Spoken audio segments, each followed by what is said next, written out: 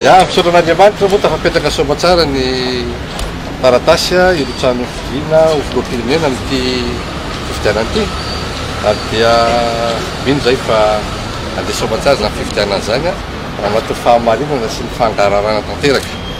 Mahamaika moa dia ny hoe ahoana ny anafoanana ny ireo zavatra mampahosy mampijaly ny malagasy, anatin'izany ny fahefa-mividy, anatin'izany ny fandriampahalemana, anatin'izany ny fampidobodobona ny eny ambanivohitra sy ny tendrenivohitra, ireo industrie malagasy mba atao daholo izay hanatsarana ny rafitra.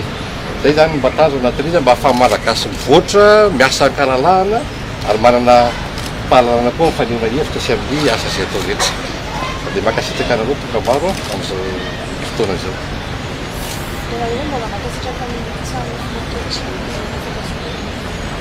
Ya, io moa ny fitsarana malagasy no manapa-kevitra amin'ireo inona ny lalàna mpianina dia atokeo fitsarana dia ilay fitsarana nakafazay.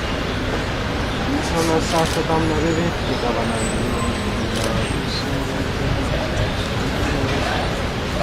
ny fitadiavana ny voaloha moa dia ny firaisan-kinan'ny kristianina zany no notranga atao anatin'izy dia sy ireo resy lahatra mividy izay napetraka ny atoko fihavanantsika sy ny fihavanana Kristy.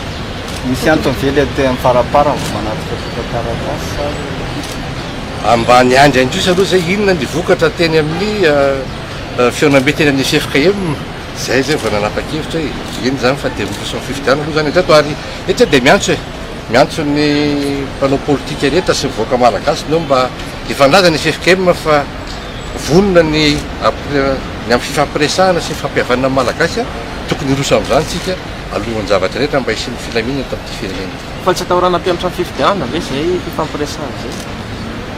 Eo moa zany mahita azy ka raha ohatra moa zay mahasoa vahoaka malagasy mahasoa firenena inona moa novana amin'izany. Fotony ndrindra milaza fa tena lalao maloto fifidianana telo amin'ny soa arivo. Nefa nareo mbola misisika ny atao anatin'ny inona tena nanosika ny atao anatin'izy raha fahatarana sy vokatra manodina sy ireo mpanao politika maro raha tena lalao maloto izy.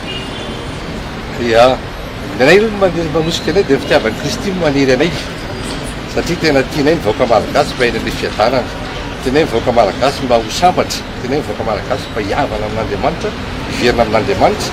Dia zay no nanosika anay ao anatin'izy ary zay mino fa ho alamin'Andriamanitra ny zavatra rehetra izay manana ny zavony zay Matahotra zany tsy matahotra zay ka.